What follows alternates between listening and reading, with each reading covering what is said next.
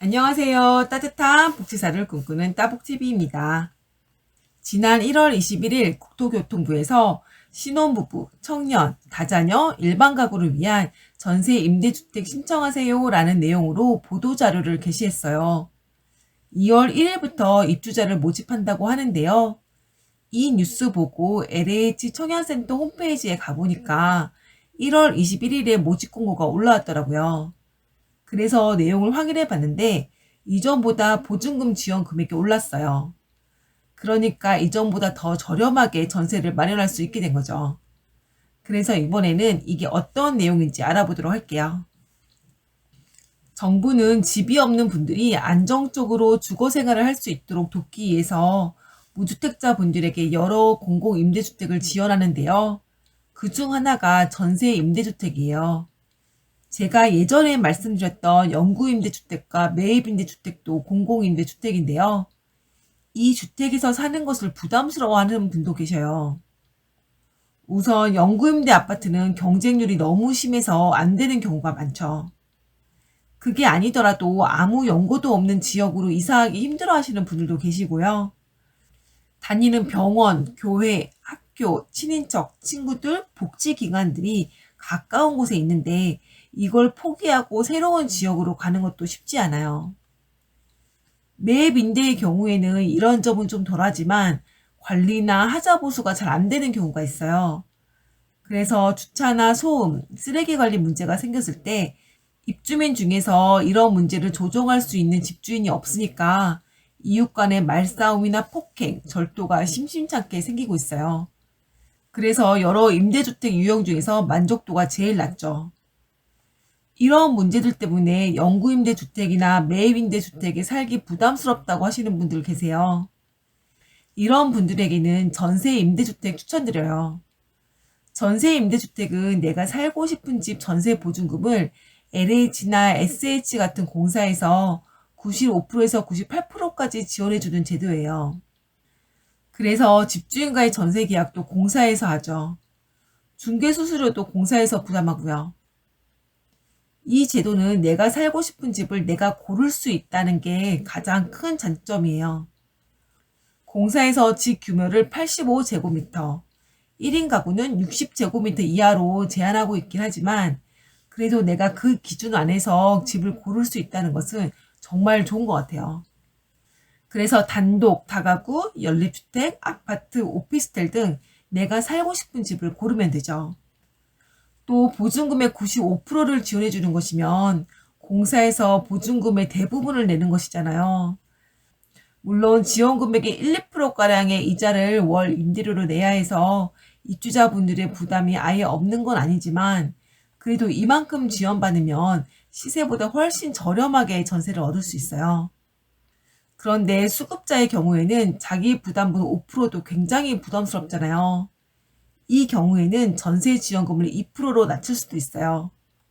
여기에 금리가 1.5% 이상일 경우에는 이율을 0.2% 우대해줘서 임대료 부담이 다른 분들보다 더 낮아요. 또 전세 임대주택은 공사에서 도배나 장판 교체를 공사에서 지원해주기도 하거든요.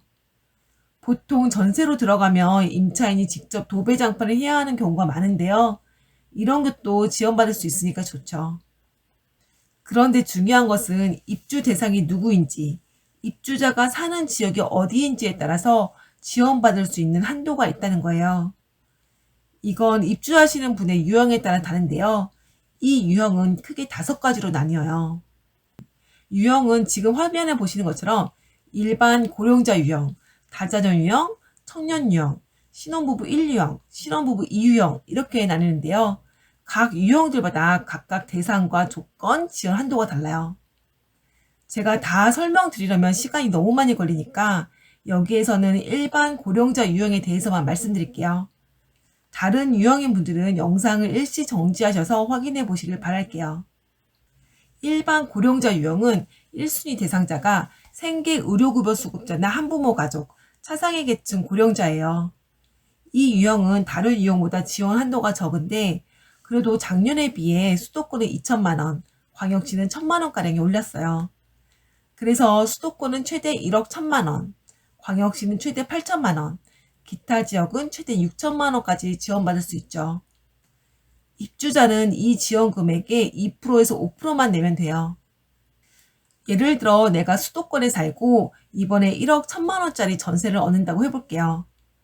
그럼 내가 보증금으로 최대 550만 원을 집주인에게 계약금으로 내야 하고 잔금을 치를 때 공사에서 나머지 1억 450만 원을 내줘요.